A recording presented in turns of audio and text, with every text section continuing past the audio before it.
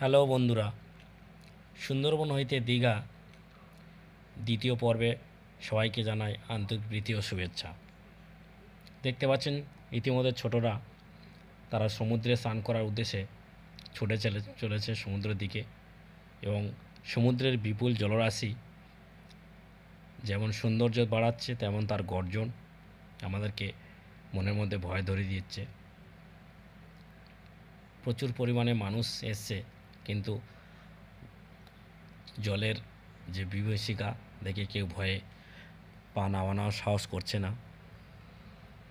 দেখতে পাচ্ছেন বিপুল জলরাশি, জলের ঢেউ এবং জলের গর্জন দেখতে খুবই ভালো লাগছে, এবং দীঘা লেখাটায় অপূর্ব সৌন্দর্য বাড়াচ্ছে দিকে, বিশেষ করে ওল্ড দীঘা।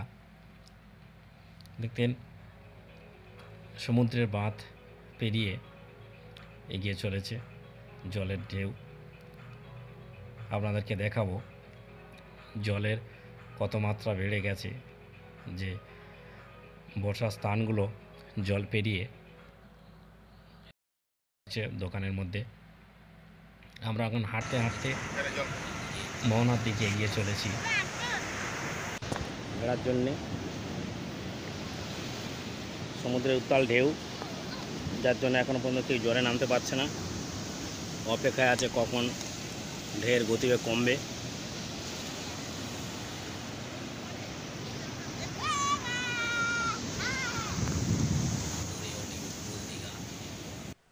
দেখতে পাচ্ছি একজন প্রেমিক প্রেমিকা, তারা হাত ধরে সমুদ্রে পাড়ে ঘুরে বেড়াচ্ছে। সমুদ্রের ঢেউ সৌন্দর্য আমাদের মনের আনন্দ দ্বিগুণ বাড়িয়ে দিচ্ছে। সেই আনন্দের সাথে সাথে আমরা হাঁটতে হাঁটতে অনেকটা দূর অতিক্রম করে মোহনা এসে পৌঁছে গেছি। এখানে প্রচুর পরিমাণে মাছ ট্রলার এখানে স্থগিত করে, তাই ট্রলারের মাছগুলো এই ছোটো ছোটো লরি, বড় লরি এরা নিয়ে যায় কলকাতা বাইরে। দেখতে পাচ্ছেন প্রচুর। অবশেষে আমরা মোহনা এসে উপস্থিত হয়েছি। এই মোহনাকে নিয়ে একটি গান আছে। এখানে প্রচুর পরিমাণে মাছের সমাগম ঘটে। আমরা সেই মাছের বাজারে এসে প্রবেশ করেছি। দেখতে পাবেন এখানে প্রচুর পরিমাণে মাছ।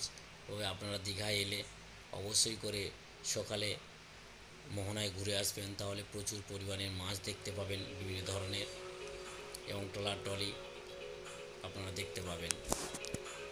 এখানে রয়েছে বড় বড় ইলিশ, তোপসে,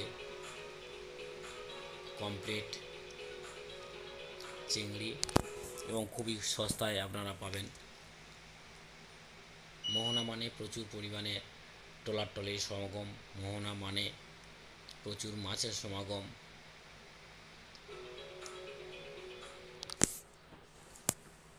প্রচুর মানুষ এখানে মাছ কিনছে, ভেটকি, ইলিশ। এখান থেকে বহু দূর দূর পর্যন্ত মাছ পৌঁছে যায়। দেখতে পাচ্ছেন জেলেরা তাদের মাছ শুকনো দিয়েছে, রোদে শুকিয়ে গেলে তারা আবার এগুলো নিয়ে বিক্রি করবে বাজারে।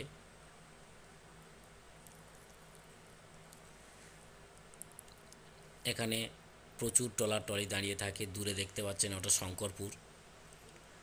প্রচুর ট্রলির সমাগম ঘটে। আপনারা দীঘা এলে অবশ্যই মোহনায় আসবেন। আমরা অবশেষে নিউ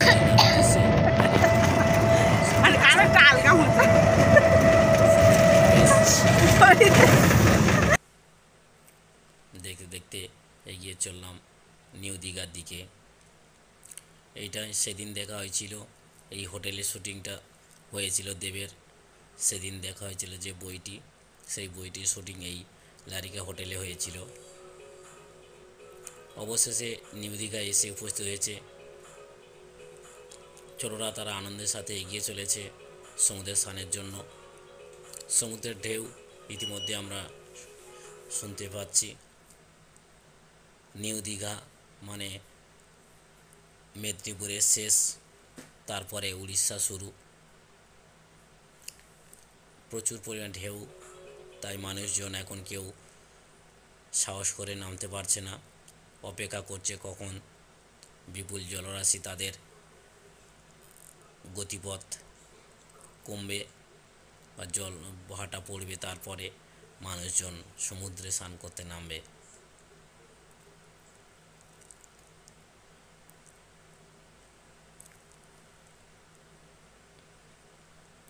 ছোটরা তাদের খাওয়ার মধ্য দিয়ে আনন্দ উপভোগ করছে এবং সমুদ্রের বিপুল জলরাশি আমাদের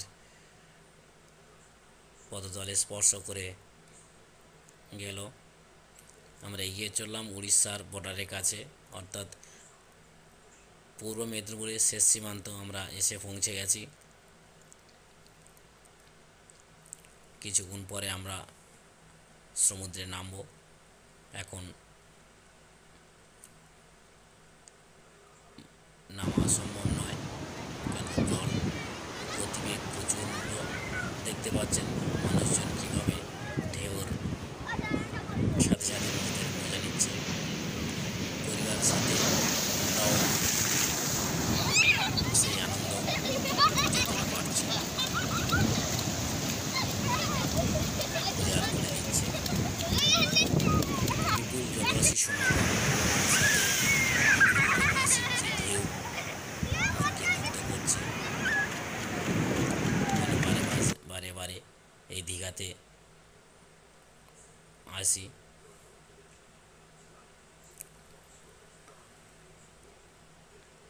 এখানেই পূর্ব মেদিনীপুরের শেষ,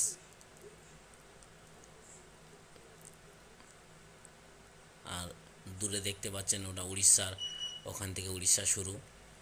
তাই আপনারা এলে নিউ দীঘায় উড়িষ্যার বর্ডারে, ওদিকে মোহনা, ওল্ড দীঘা অবশ্যই ঘুরে ঘুরে দেখবেন। জলের গতিপথ অনেক কমেছে, তাই মানুষও ধীরে ধীরে সমুদ্র স্নানের উদ্দেশ্যে নেমে পড়ছে।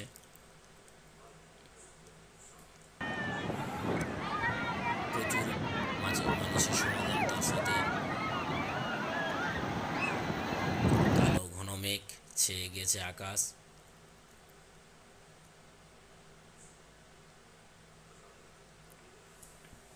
সমুদ্রে সেই গর্জনের শব্দ,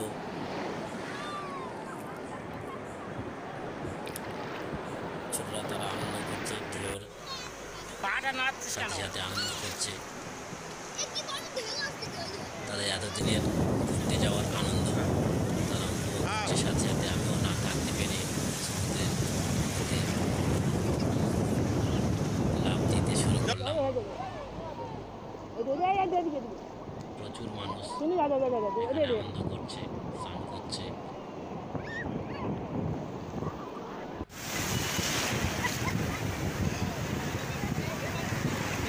বেশি দূরে যাওয়া নিষেধ, তাই আমরা মাঝ বরাবর না গিয়ে সবার শেষে অল্প জলের মধ্যে আনন্দ করছি।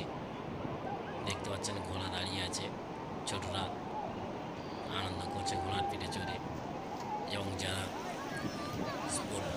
স্পিড বোট তারাও আনন্দ করছে। দেখতে পাচ্ছেন প্রচুর প্রচুর মানুষের সমাগম। দেখতে দেখতে আমরা সমুদ্রে স্নানের আনন্দ নিয়ে হোটেলে ফেরার পথে এগিয়ে চলেছি ওল্ড দীঘার দিকে, কেননা আমাদের হোটেল ওল্ড দীঘায়। দেখুন বিপুল জলরাশির সমাগমের সৌন্দর্য, অপরদিকে মেঘলা আকাশ।